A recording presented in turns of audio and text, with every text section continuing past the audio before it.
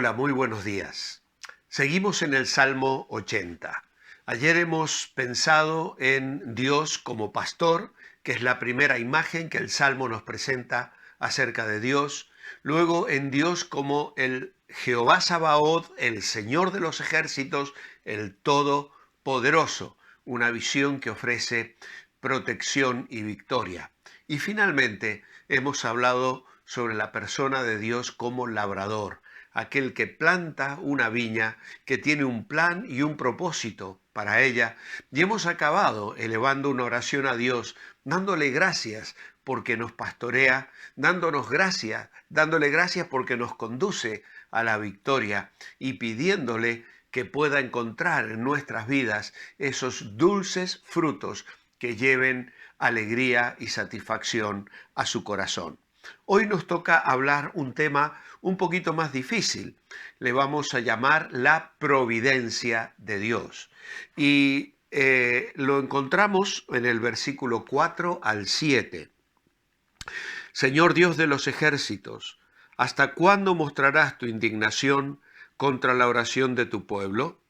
Les diste a comer pan de lágrimas y a beber lágrimas en abundancia. Nos pusiste por escarnio de nuestros vecinos, y nuestros enemigos se burlan de nosotros.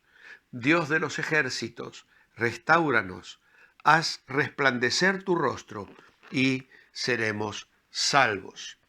Cuando el alma se siente abatida, cuando enfrentamos situaciones extraordinarias difíciles que traen mucho dolor y mucha congoja a nuestro corazón, es natural que como el salmista digamos, oh Señor, ¿hasta cuándo?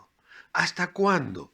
Y ese clamor es más que una expresión tradicional en un culto, sino es una petición de ayuda que surge de lo profundo del alma humana.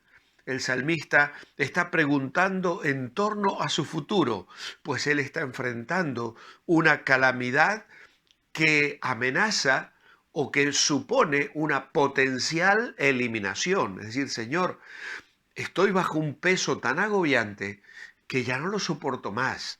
¿Cuándo esto va a terminar? ¿O esto va a terminar destruyéndome por completo? Así que Dios está castigando a su pueblo. El salmista se está quejando del desagrado de Dios.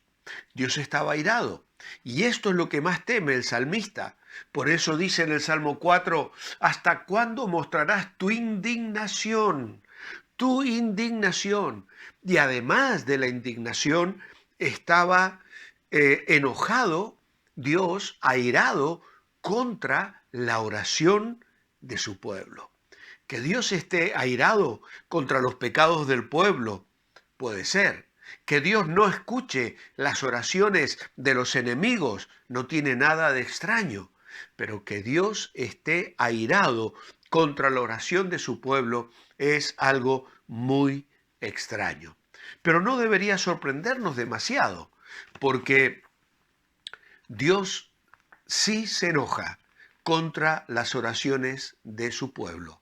Cuando este pueblo está orando mal, por ejemplo, en Santiago 4:3, Dios esconde su rostro de oraciones insinceras o mal hechas, como dice Lamentaciones capítulo 3 y versículo 4. En la lectura de la guía devocional de ayer hay una lista de razones por las cuales Dios no escucha la oración. El pecado de sus hijos, Salmo 35:12, Salmo 66, Isaías 59:2, las manos manchadas de sangre, no escuchar al pobre, la idolatría, la falta de fe, pero también cuando oramos mal, oramos por motivos equivocados. Las señales de desagrado de Dios constituían lágrimas. Dice, eran lágrimas que constituían su único alimento y el escarnio que les cubrían de parte de sus enemigos. Fue el Señor el que les dio a comer, dice, pan de lágrimas, y les dio a beber lágrimas en abundancia, dice en el versículo 5.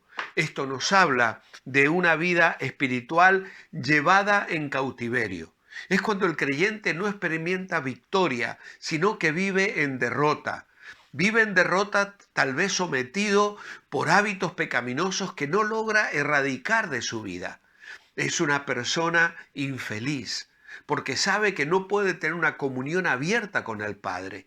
Y además se sabe víctima del enemigo que con sus tentaciones y sus argucias está esclavizándole y privándole de la libertad, del gozo, de la alegría y de la comunión con un Dios que le ama y que quiere lo mejor para él.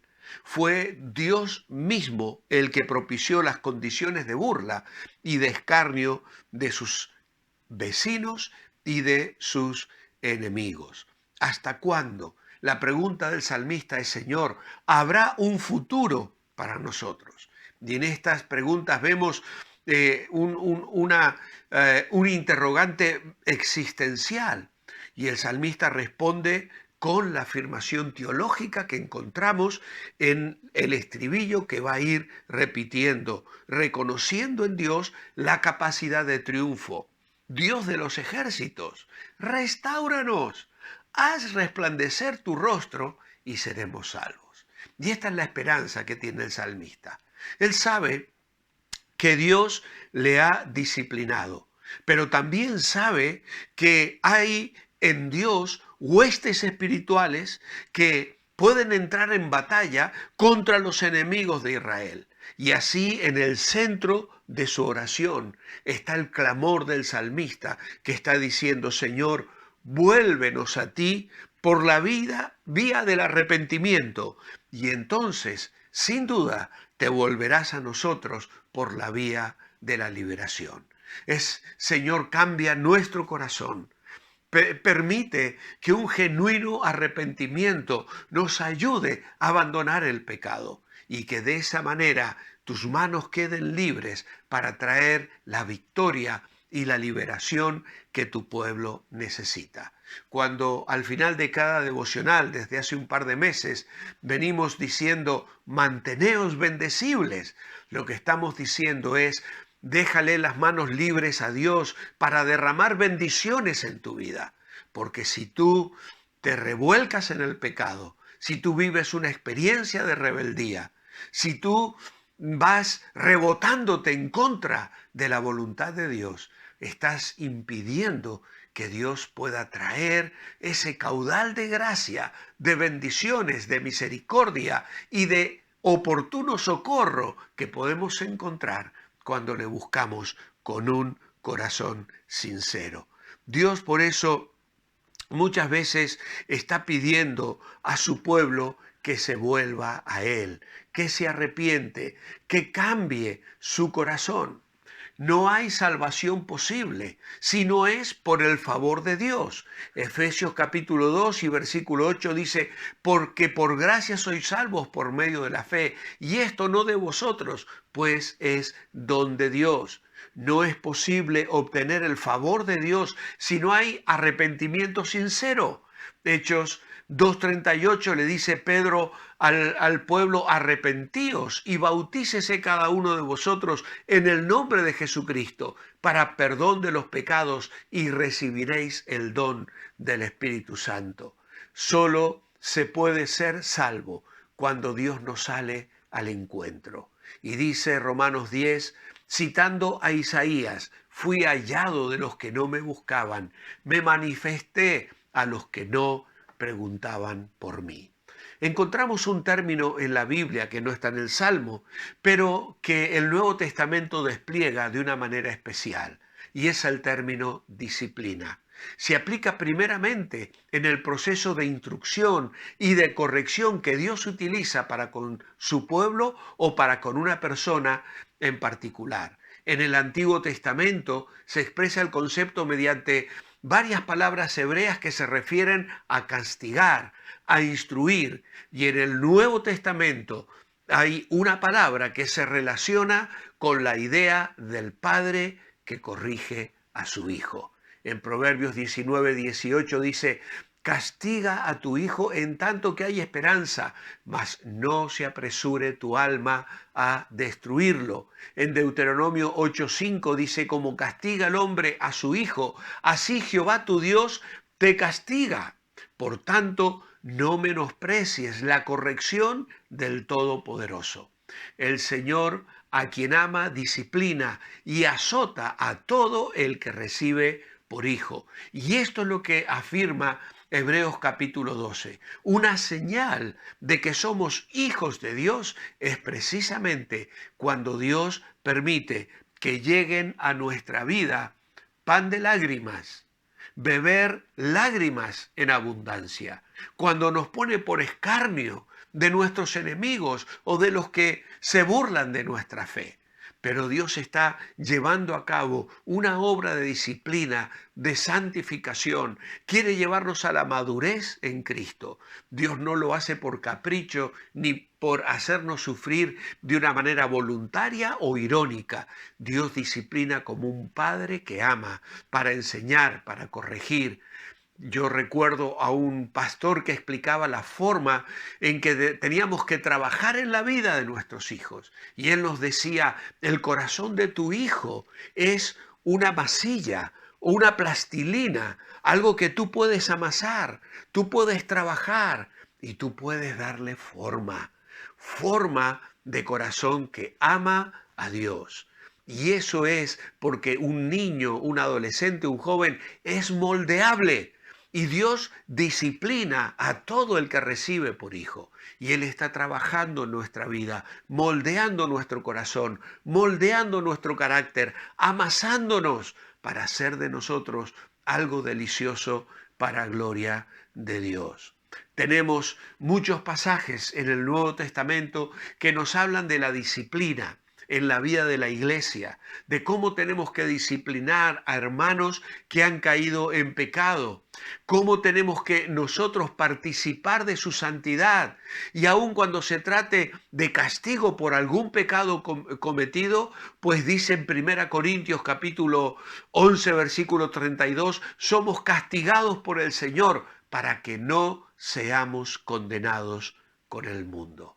Hay en el corazón de Dios un anhelo de bendecirnos, de sacarnos adelante, de llevarnos de triunfo en triunfo, pero a veces permite la disciplina en nuestra vida, la corrección que necesitamos para vivir en santidad.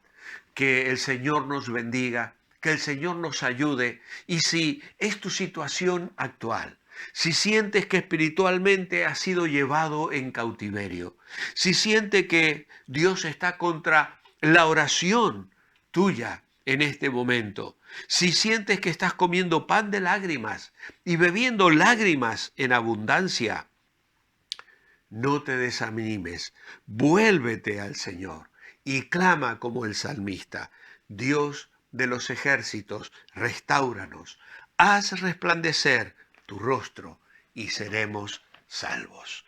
Mi oración escrita esta mañana es, amado Padre, gracias porque miras nuestras vidas siempre, en ocasiones para corregirnos con amor, que sepamos responder, aprender y cambiar todo aquello que estorba nuestro crecimiento espiritual.